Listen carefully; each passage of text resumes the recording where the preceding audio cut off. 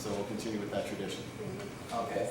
Hey, I'm Mary Beth Brannigan from the Ecological Options Network, the Fukushima Fallout Awareness Network, and the Fukushima Response Bay Area.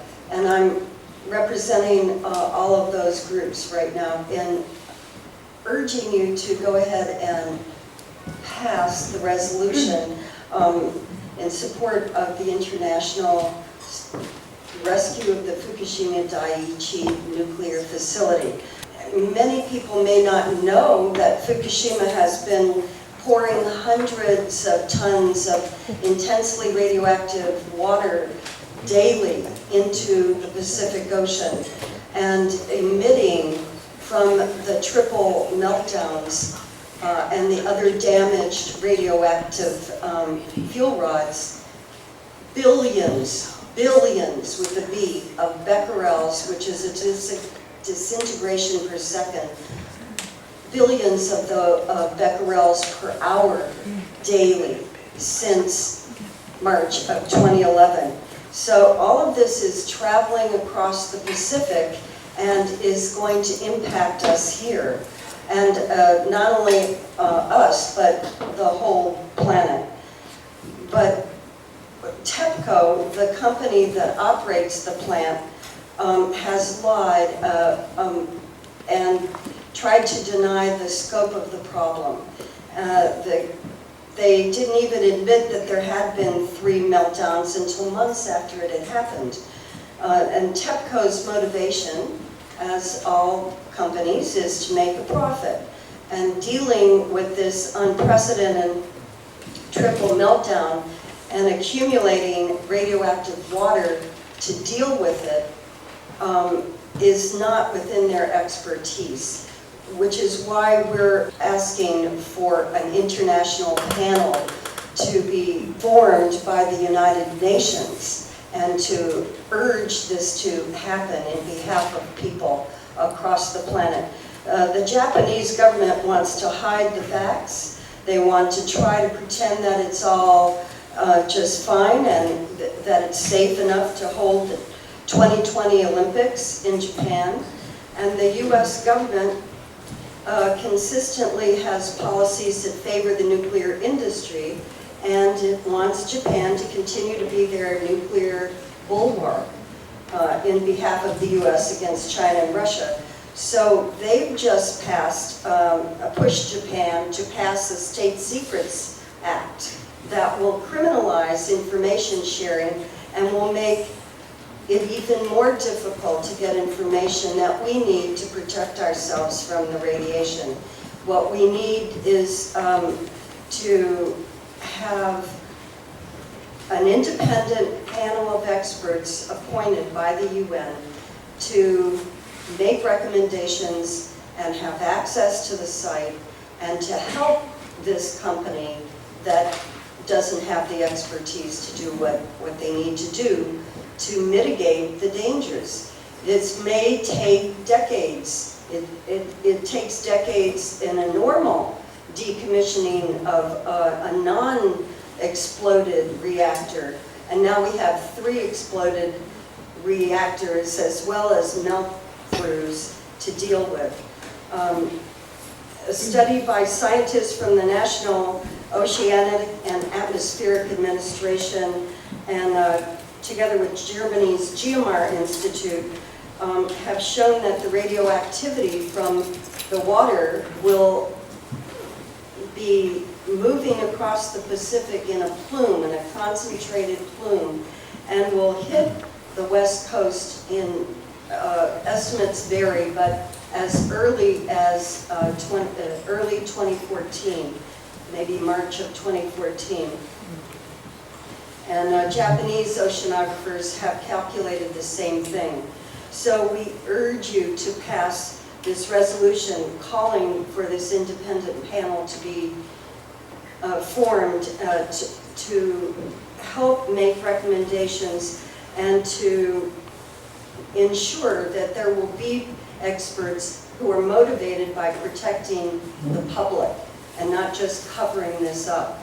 This is essential. There is no safe level of ionizing radiation, and that's according to the National Academy of Sciences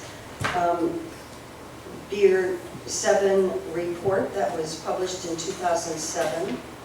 And the reality of the full damage of 3 Mile Island and of Chernobyl has been covered up and confused by the industry and governments who want to continue using nuclear reactors and weapons. So it's very important that we do what we can at the local level, and I really thank you for bringing this to the City Council, John and Larry. Thank you so much, and we urge you to pass this.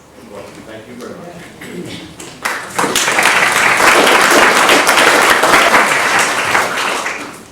To follow up on what Mary Beth was talking about, there are some websites you can go to get real news on this subject. One is eon3.emfblog.net. Another one is enenews.org. Another one is fairwinds.org. And another one is beyondnuclear.org. And if you'd like to get those websites from me again, I can do that.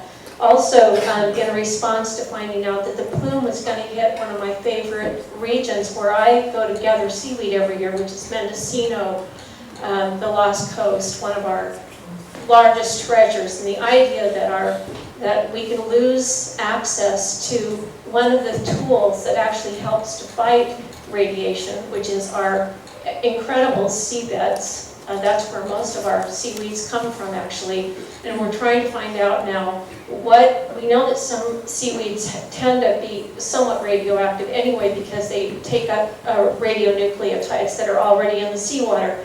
Some of them take them up in a very big way, and we need to find out which ones we should and which ones we shouldn't be eating.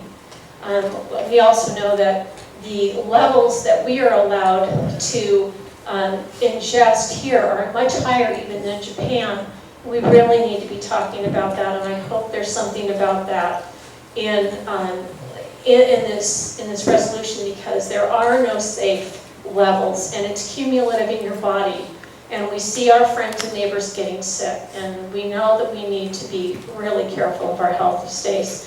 So to that end, we are putting together a series of informational events for practitioners in our area, and we are going to be talking about protocols for radiation, for making sure that we have the materials and the medicines available to us locally, and they will also be available in our local health food stores.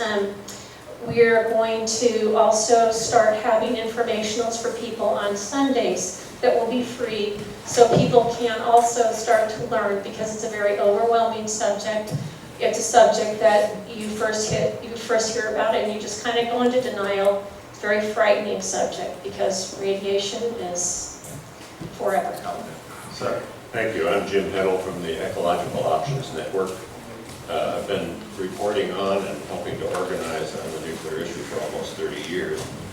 But I've never seen an incident as revelatory as the Fukushima ongoing disaster. It proves beyond contradiction that the nuclear industry is essentially a criminal enterprise.